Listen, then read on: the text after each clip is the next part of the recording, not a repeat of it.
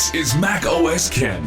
Apple announces its Black Friday deals. Google helps itself to Apple's AirPlay. And Apple Music names the year's big winners. It is Friday, the 21st of November, 2025. I'm Ken Ray, and this is news from Mac OS Ken. Brought to you by yours truly and sponsored by NordLayer. Secure your network, block threats to your business, and get 28% off NordLayer yearly plans today with coupon code MacOSKen-28 at nordlayer.com/MacOSKen. This show is also supported by people like you, patrons through Patreon. Find out more and add your support at patreon.com/MacOSKen. The countdown has started up, according to Apple's Black Friday promotional site.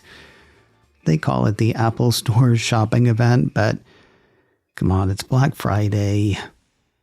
Kicking off the holiday shopping season, Apple says buyers can get an Apple gift card up to $75 when buying iPhone 16 or iPhone 16e, a gift card up to $100 when buying select iPads, up to $250 when buying select Macs, a $50 Apple gift card when buying an Apple Watch Series 11 or Apple Watch SE 3, a gift card up to $75 when buying AirPods 4, AirPods Pro 3, or AirPods Max, which they're apparently still selling. A gift card up to $50 when buying a HomePod or an Apple TV 4K, an Apple gift card up to $50 on select Beats products, and a gift card up to $25 on select accessories. The offers are good through the Apple Store app, on Apple's site, and of course, at physical Apple retail locations. They're also good from Friday, the 28th of November, through Monday, the 1st of December, because why enjoy the holiday weekend? I'm kidding. I know people who really get off on the whole Black Friday thing. I will say at least a couple of Apple-centric sites, including Cult of Mac and Apple Insider, pointed out that Apple is almost never the best place to get a good deal on Apple gear. That's even with the various gift card offers. Still, whichever way you choose to go, best of luck. While we're on the subject of stuff, Apple is offering another limited edition physical thing, this one focused on accessibility. 9 to 5 Mac says Apple on Thursday announced the Hikawa phone grip and stand, marking 40 years of accessibility at Apple. Designed by Los Angeles-based artist and industrial designer Bailey Hikawa, the piece says the grip and stand took into account input from users with multiple accessibility needs, including those who can't operate the iPhone with their hands or have limited dexterity. MagSafe compatible with a soft touch feel, the accessory is available now through Apple's online store. It'll run buyers just under $70. The M5-powered Apple Vision Pro is hitting a new region next week. Apple issued a press release Thursday letting South Korea know that it can have the Cupertino company's latest headset next Friday, the 28th of November. When the M5 headset was announced last month, Apple said it would be available in South Korea and Taiwan later. Looks like later came sooner for South Korea. Pre-orders for the headset started yesterday. While the dual knit band is included with the M5 model, Apple is selling the new band separately to owners of the older headset, same as here in the States. Interesting happenings among the robots on Thursday. Mac Rumors ran a piece that had Google announcing a new cross-platform feature that'll let select Android devices share files with iPhone via AirDrop. Well, it's AirDrop on the iPhone side. On Google's Pixel 10 devices, the feature's called Quick Share. According to Google, according to Mac Rumors, Apple device users will need to change their AirDrop visibility to everyone for 10 minutes to be able to accept a file transfer from a Pixel 10 device. With that setting enabled, a file coming from an Android user looks identical to an AirDrop file from an iPhone user, featuring the same notification and tap to accept option. Google says they've done what they've done with a multi-layered security approach. They've also done it without Apple. That's got a separate piece from Mac Rumors questioning how long the Android feature will function. Though Google says the functionality was thoroughly vetted by its privacy and security teams and pen-tested by a third-party security firm, one could see Apple being bothered by the security implications. At the same time, Mac Rumors points out that Apple is facing intense regulatory pressure. With that in the background, killing the quick share, AirDrop interoperability might not be the best look.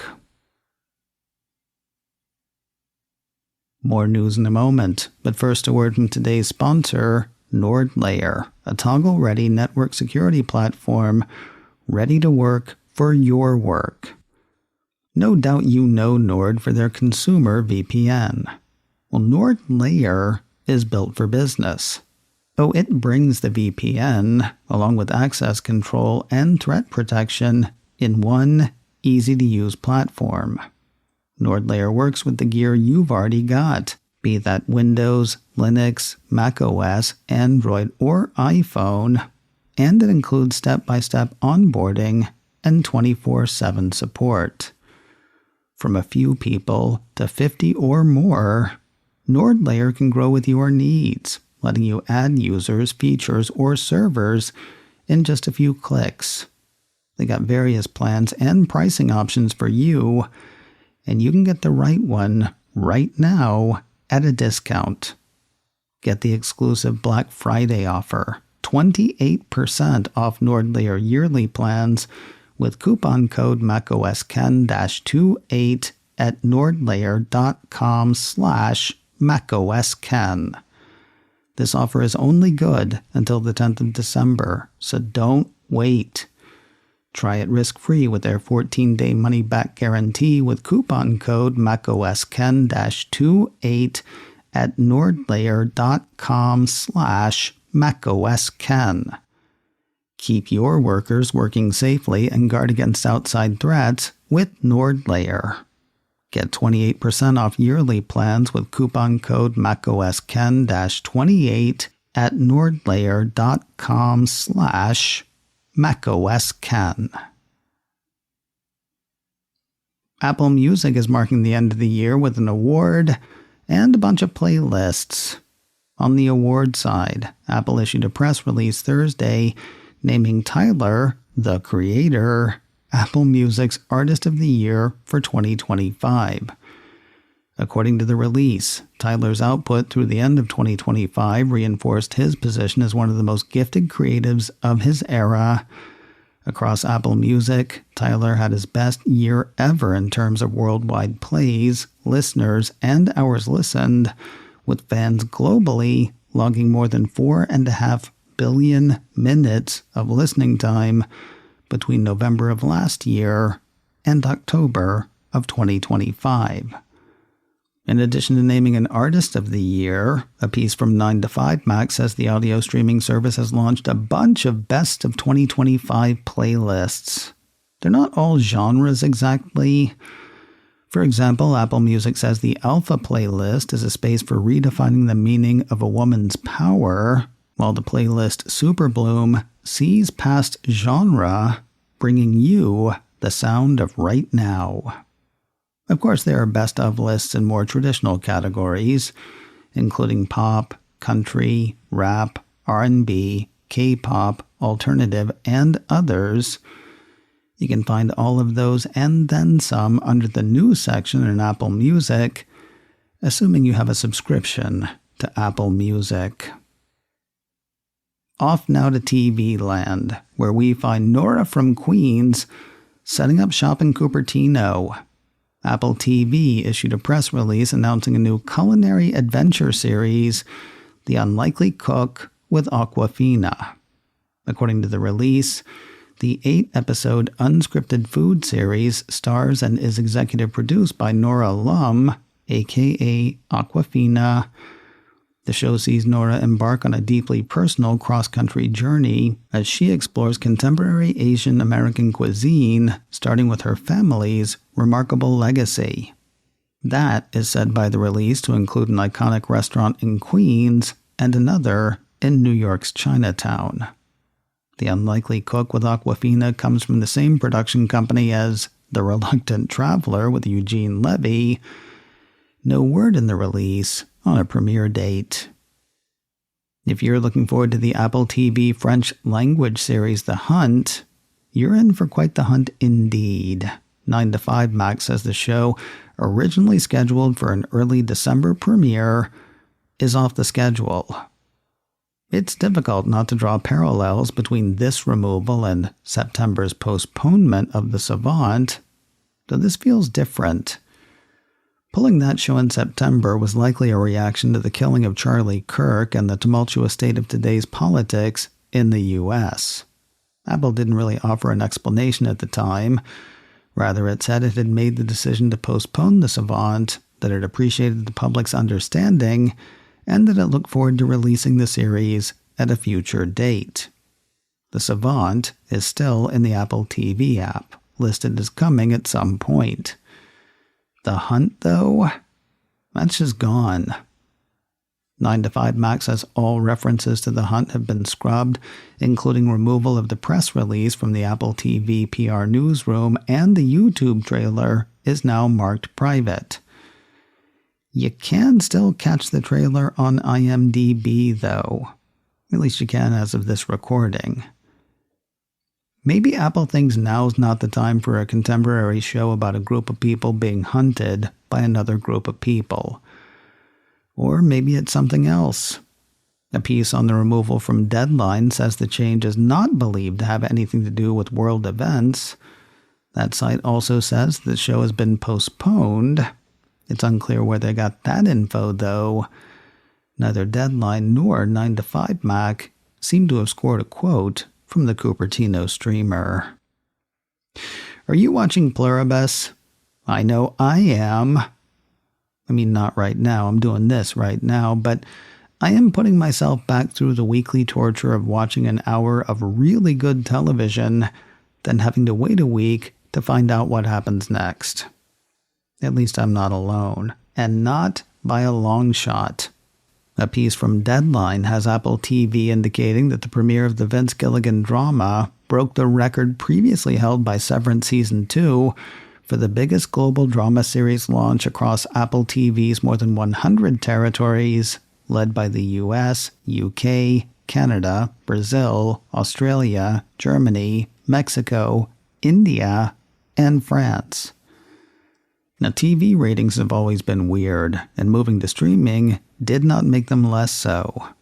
According to Deadline, streaming tracker Luminate reported earlier this week that Pluribus logged 6.4 million hours with its first 2 episodes over the first 7 days of release in the US, a strong showing that landed the series at number 4 for the week, behind shows that all had significantly more episodes available.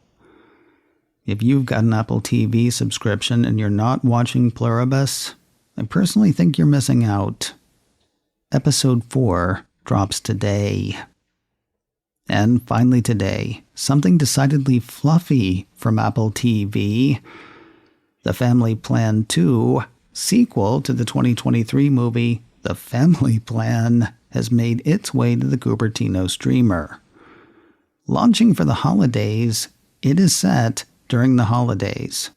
Quoting Apple's description, it's the holiday season, and Dan has planned the perfect vacation for his wife Jessica and their kids to celebrate overseas until a mysterious figure from his past shows up with unfinished business.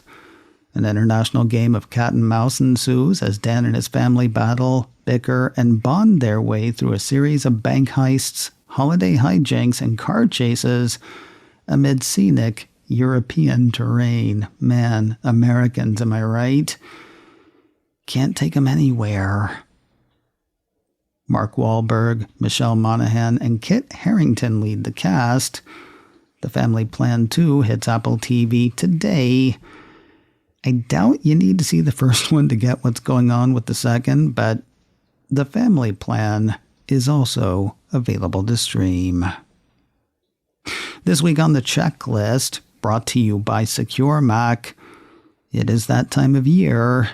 Time to look back, realize how little we've learned, and shake our heads in sadness.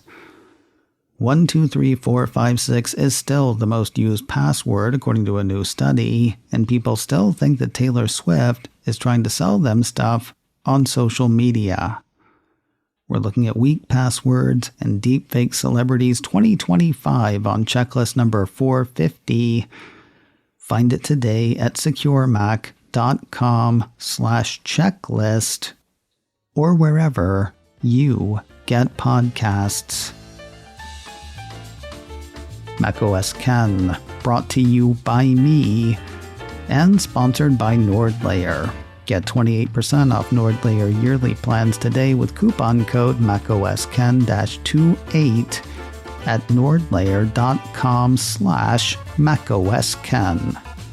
This show is also supported by people like you, patrons through Patreon. Find out more and add your support at patreon.com/MacOSKen. Advertising handled by Backbeat Media, online at backbeatmedia.com. You can find me on Mastodon, macosken at mastodon.social. You can also send me an email, info@macosken.com. Until next time, that is news from macOS Ken. I'm Ken Ray.